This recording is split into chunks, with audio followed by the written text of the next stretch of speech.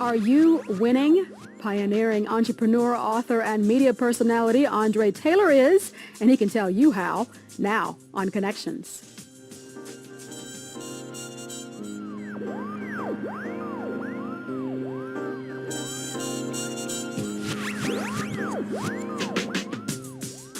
Thanks for joining me on Connections today. I'm Renee Shaw.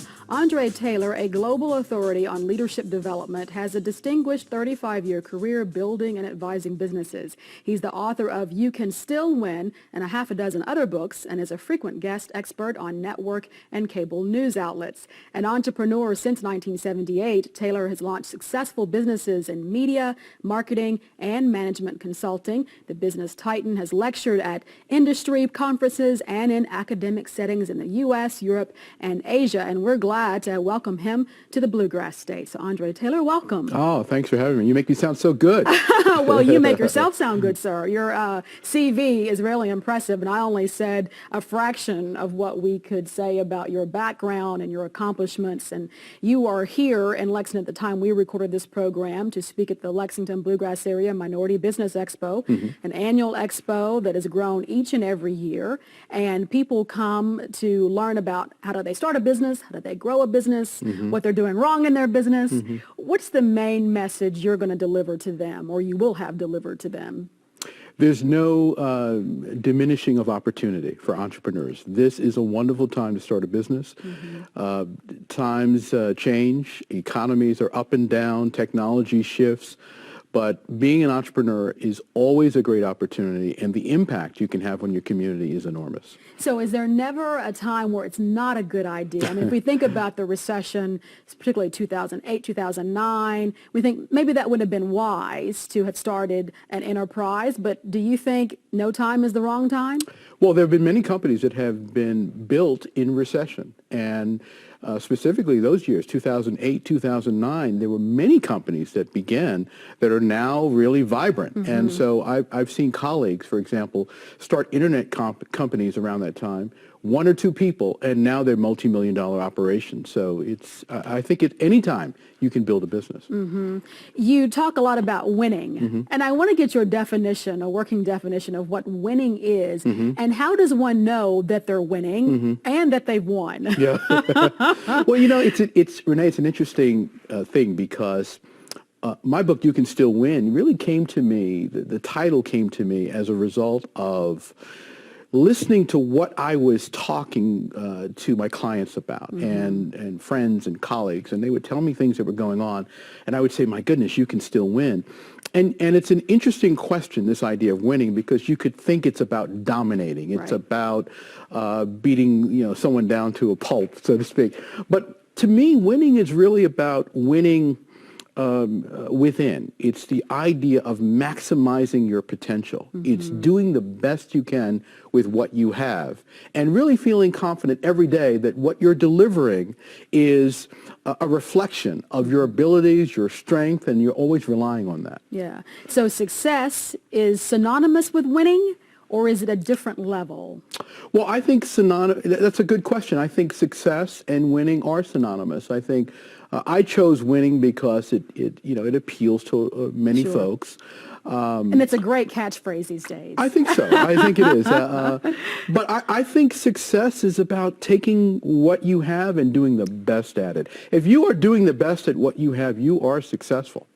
You became an entrepreneur as a teenager, and I want you to talk about what your first enterprise was. And also, what is it that kids or teenagers can teach adults about taking risks? You know, it's quite astounding. I was talking with some folks this morning about that. I became an entrepreneur because I thought that was one of my few options. As a kid, I grew up in the 60s and 70s, and I saw the civil rights movement happening. I saw the tension that was happening around the world. I saw the Vietnam War. And I was listening to all of that as a child, and I thought, my goodness, what does that mean for me? You know, I'm a kid growing up. Am I going to be able to make it? And we had a lot of books in my house in Brooklyn. And I went through one of those books, and I saw something about salespeople and entrepreneurship.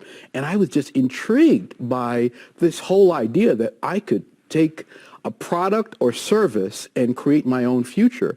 So that was what I wanted to do after reading that. And my first venture was selling garden seeds door to door. Ah, and was that winning and successful? Oh my! Well, I kept waiting for the box to come to arrive. I saw an ad in a comic book, and it said you could have all these great toys and a bicycle and skateboard and all this, Right. all these things. Just sell these garden seeds. The box arrived, and I said, "Oh my goodness, I'm going to work." So Yeah. I went door to door. I was knocking on doors, and everyone was essentially saying, "Oh, you're a cute little boy, but Right. next week come back." And I decided to knock on Mrs. Yearwood's door down the block. I knocked on her door.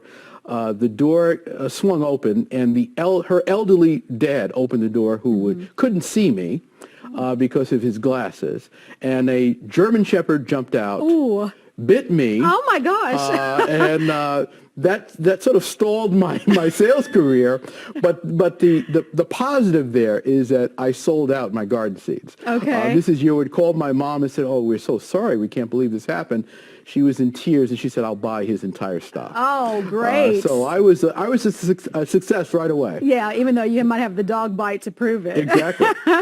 You talk about seizing opportunity. The opportunity is key. Mm-hmm. How do you know that you've got a good opportunity before you? And will just any opportunity do? Yeah. And how do you know to choose the right one? What is the right one, I guess? How do you know? I see a lot of entrepreneurs waste a lot of time looking for the perfect opportunity. Most businesses that begin wind up being successful in an area that is very different from where they started. And I spent a lot of time, I wound up in corporate America at one point, and I spent a lot of time debating what kind of business to start, what kind of industry to move into. And had I just said, look, I'm moving, I think I would have had even more success and faster success. I think one challenge is you have to believe in that possibility even when it doesn't look like there's anything there. So that means getting started, and you have to be in tune with your intuition and the marketplace and understand the information that the business is telling you, and then make the shifts necessary to grow. So it's not just a matter of having a good idea and talent. It takes a lot more than that. You can take any business. We've seen new businesses in pizza. We've seen new businesses in soft drinks when we thought soft drinks were done, water, I mean, all sorts of things, T-shirts. We've seen companies in all kinds of categories enter into markets where there have been dominant players, but because that person had a different perspective, they've been able to be successful. Tell us a little bit, chronicle your corporate career and your consulting. You've been involved in media even before there was the digital media evolution that we now understand. You were on the cusp of that before we know it to be as it is now. So just retrace that for us a little bit. Well, it's been an exciting time. There certainly has been a period where there's been so much change in the marketplace. So I wound up in corporate America as a result of a fire in our apartment. And I had to go to work right away. So I wound up on Wall Street. And I started working in the banking industry. But soon after that, I moved into the media business. I worked for Dow Jones and then later for Reuters. I was promoted to vice president of marketing in my mid-20s. And I was presiding over a portfolio of media services, which included cable services, which were just taking off at the time, cable programming. And so it was a wonderful time to understand how the market worked and what was going on. In the midst of that, I started to see opportunities that were happening in media, and one of them was digital technology was coming. So by the time we were at the end of the 1980s, we knew that digital technology was coming. It was continuing to advance every year.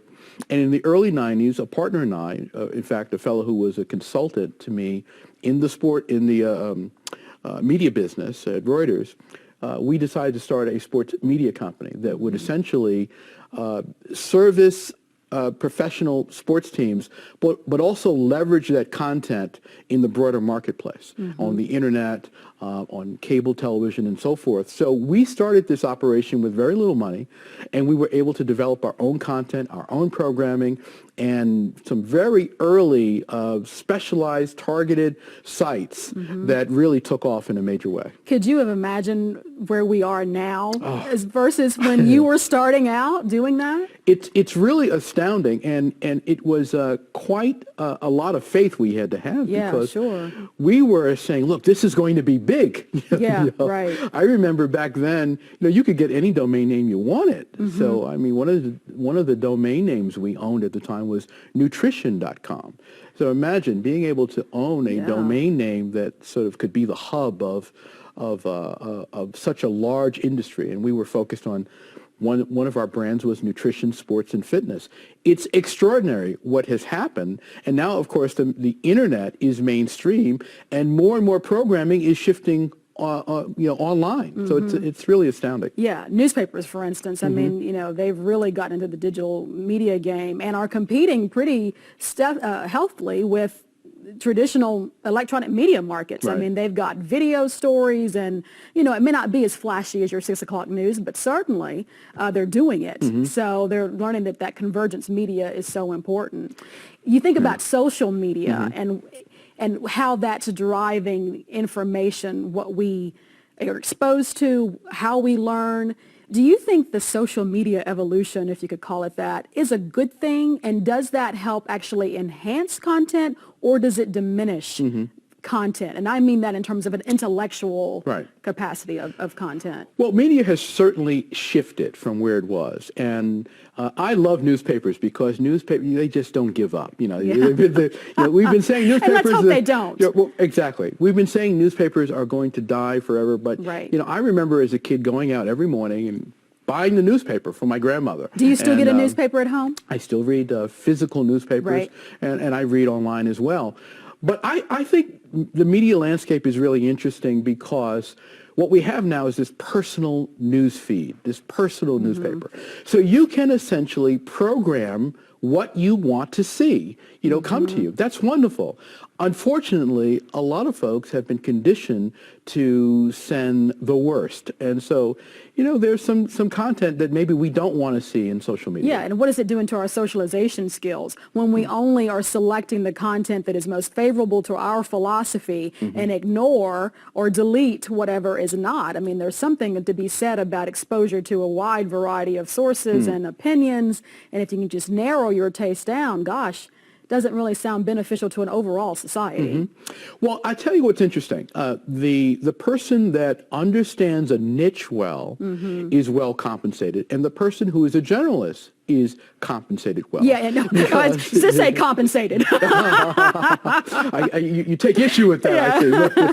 But it is fascinating that there are bodies of knowledge that can be leveraged because of these shifts. So you can go to a marketplace that doesn't know certain things that you would think they would know. This happens to me all the time. I'll speak at a conference and I'll think, oh, everyone knows this. But I'm speaking to a conference that they don't have that purview. So it's very interesting how these shifts in information and technology have created new opportunities. And let me go back to that. What are you surprised by when you go to business conferences, empowerment conferences, that people don't know?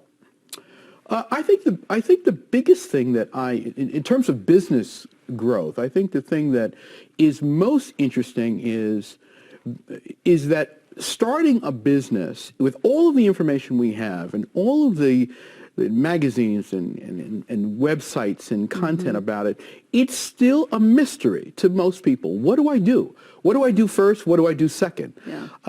And so it's still interesting to me how many entrepreneurs don't understand that the real business is marketing, that you have to be able to market whatever you have. Which is usually the line item from the budget that gets cut first, right? Exactly, when they're thinking about profit margin. But it's really the thing you should be thinking about most. I'm trying to start a business. I'm trying to move to market.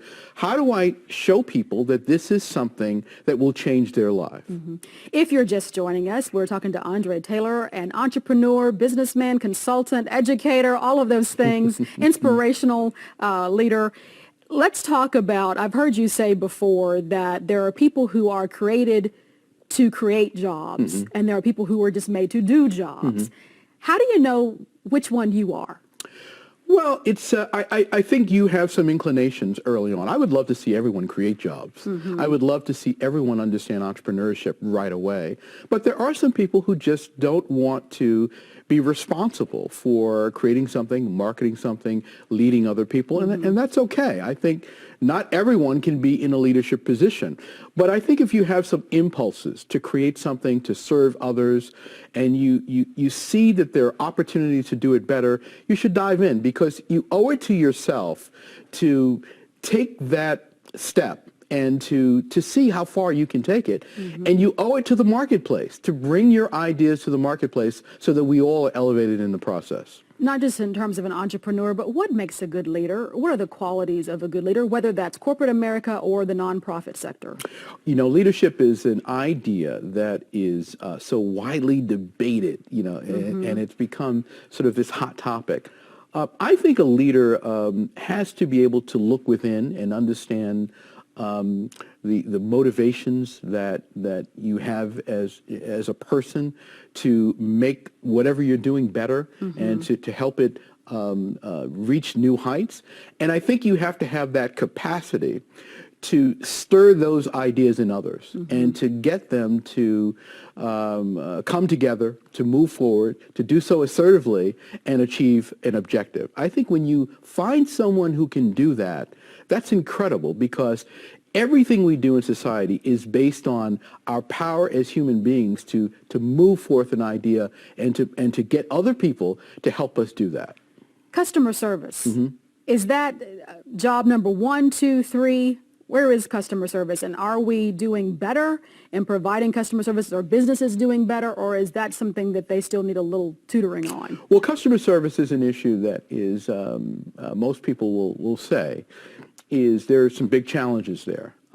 Old-time service, where you are really, in a new age, right? Yeah. Where you are really treated well is almost gone. And so, when you get great service, you notice it. And I think the great thing about customer service is that it's a great way of marketing your business. And I think many businesses don't realize that service is a marketing imperative, in fact. If you can serve a client well, that client is going to come back and they're going to tell other people. You're going to get referrals, and you're going to ultimately make more money. So I think service is something everyone should be focused on. And for those who are on the front lines of delivering the service, the customer service representatives, and we've all come in unpleasant encounters over the phone or in person with folks who just aren't trained well. Right. I mean, it's just a social skill set that is really very absent. Right. What is it's incumbent upon the leader of that company or organization to say, let's do something about this. Is that being recognized, that interpersonal connection with the customer needs some work, and are businesses willing to put in that work at a very basic level? We're not talking about anything fancy, but just, how can I help you? Please and thank you. I mean, basic etiquette and manners. Right. Well, you mentioned something very interesting to me, and that's the word training, because most businesses don't think they have the capacity to train someone. Yet training is the most important thing that you can do to a staff member so that your business reflects the kind of attributes that you really wanted to reflect. The difference between the past and today, though, is that we need ongoing training. It can't be, I'll train you, you're on the floor, and now you're done. Training has to happen on an ongoing basis because there are just so many distractions in our society. It's easy for a person to lose track of what's important. And the turnover rate. Those same people may not be in those positions. Either they've exited the company altogether or they've ascended, let's hope. So just in purpose of turnover, I think it would be very important to have an ongoing training. Where else do companies and nonprofits need to really focus training, not just on those soft skills, but where else are you saying that there needs to be some attention? Well, certainly marketing and sales, without question. The ability to reach out in a crowded marketplace and be heard and make sure that your message resonates with your audience, and you understand the outcome that they're looking to achieve, and you understand how to communicate your capacity to deliver that outcome. I think that's really crucial. The other thing is the leveraging of technology that's out there to do that more effectively. there are a lot of people walking around and they are using technology. They're texting, they're sending video, they're doing various things. But there are so many ways that we can use existing technology that we haven't thought of. And it's really fascinating when I see a new application of technology.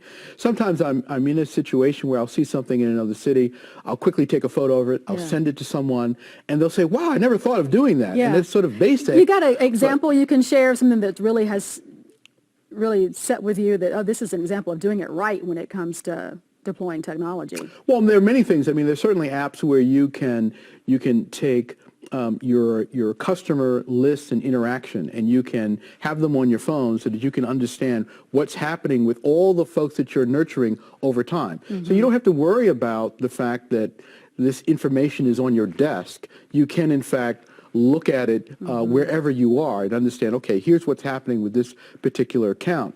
And then I also think the whole idea of project management software, the idea that everyone can participate in tracking a document and understanding where a project is, and they don't have to physically be in the same place. Of course, Skype, the idea to be able to do FaceTime, these are all powerful tools where you can use with customers, and you can actually speak to a customer directly. And podcasting is another example. Everyone can create their own radio program for their specific niche. I mean, so I think without much cost. Without much cost, yes. Yeah. For the customer, though, I think about all the analytics that are used on us, either as consumers or voters. We know that they can tell what kind of car you drive, the neighborhood you're in, where you shopped the other day. How scary is that, do you hear from the consumer perspective, that companies and all these other organizations know so much about our consumer buying habits and other things? Well, it is astounding where we have come. One of the things that my sports company was all about was targeted demographics and psychographics. What kind of person is buying this product or service or using this information, and what else do we know about them that we can leverage in the marketplace to attract sponsors, to sell them other products, and so forth. In the past, very few companies did that. I mean, there were American Express that was built around that. They actually owned a company at the time called Epsilon, which still exists, that would analyze data. But today, you go to a website, you're going to see ads that reflect what you're interested in, and you might not have visited that site on the web, and you're going to wonder, okay, now how did they know that? Yeah. It's tied to your mobile tracking, your mobile use as well. So it can be very scary. These days, there are very few people that you can find information on in just a few seconds. Let's talk about social entrepreneurship and the nonprofit sector, which we actually occupy in this space. What advice do you have for social entrepreneurs, and how do you know that perhaps that's the way to go? You're really driven by public service and building the common good, and not so much about profit margins. What are some of the things you need to know? And many people may think, well, it's easier to run a social entrepreneur enterprise or a nonprofit than it is a corporate one, and that may be a wrong assumption. I see a lot of folks go into social entrepreneurship assuming that very fact, that it's easier to do. The big challenge there is there's so many causes. There's so many causes out there. And so in order to get people to participate in your cause, it has to be really clear what your proposition is. Folks who contribute to causes are called on to contribute to so many. And so you have to find people who really resonate with that. And fundraising is no easy task. That is a real challenge. Is that the biggest challenge when you're running that kind of enterprise, is getting the money in? Fundraising. So even when you have a social enterprise, you are still focused on building a business and building revenue, so to speak. Yeah, which may not be top of mind because you're so consumed about the Good Samaritan aspects of it. Is there a particular type of person that is more suitable to run a nonprofit? Are there personality traits that can determine this is where you might be best suited? Well, these days what they're doing is dividing the leadership in nonprofits. So, for example, if it was an artistic nonprofit, they might have an artistic director, and then they might have a president or executive director who's focused more on fundraising and being the face of the organization and understanding the cause. That's one of the trends I see that is pretty common these days. So I think that no matter where you fit in terms of your skill set, there's a great place for you within these organizations. And you still need to have the infrastructure set up. You still need boards and all these other things. So some considerations you need to keep in mind when you're thinking about venturing into nonprofit, that you still got to run it, like you said, like a business, and that requires maybe board leadership and setting that up. And how do you go about doing all that?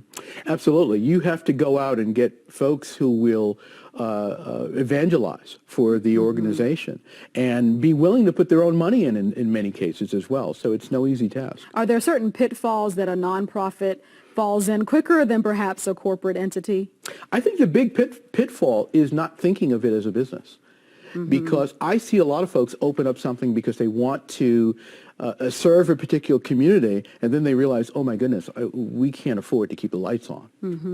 When you think about minorities and the businesses that they're and the ventures that they're undertaking, is that changing from what we used to think, the conventional things of janitorial services and hairstylists, those types of ventures where we really get into maybe even the green economy and these other emerging technology industries? Do you see that happening in communities of color? I think we're seeing that more and more. I'd love to see it, to be honest with you, much more. One of the things I was speaking with the folks here about is the ideas of getting minorities more into technology, more into online media, into these things that are really booming, so that we can be involved in this shift in the marketplace. I think one issue that's happening, particularly in minority businesses, is we tend to go into businesses that our parents or our relatives have gone into, and those businesses have shifted quite a bit as well. Yeah. And so we find ourselves in a market trying to compete against large construction firms, large janitorial firms, and there are other places we can get in and still thrive as a business. And to think about that contract work with government agencies, do you think that minority entities do a good job of actually reaching into those areas and not just, not knowing enough about that? I have mixed feelings about government contracts, because sometimes some groups are so geared to certification and getting the minorities focused on that, that sometimes the minority entrepreneur will miss the fundamentals of growing the business. So they're so focused on complying, filling out the forms, making sure that they're structured properly, looking for government business, that they don't understand how to market that business in a broader sense. So I think all minority businesses have to be focused not only on government contracts, but also the broader opportunities. And there are many, for example, with large corporations. You can get a contract with a large corporation that will be incidental to them, but very significant for you. André Taylor, thank you. It's been very informative. I've learned a lot. I know that the folks in Lexington and the Bluegrass area certainly learned a lot from you as well during your visit. So we hope you'll return to the Bluegrass State sometime soon. Thank you. If you'd like to learn more about André Taylor, then you can go to our website at ket.org/connections, and we'll gladly link you to his. You can also follow me on Facebook, Twitter, Instagram. I'm there, and my blog prompter. Thanks so very much for watching. Take good care, and we'll see you next week.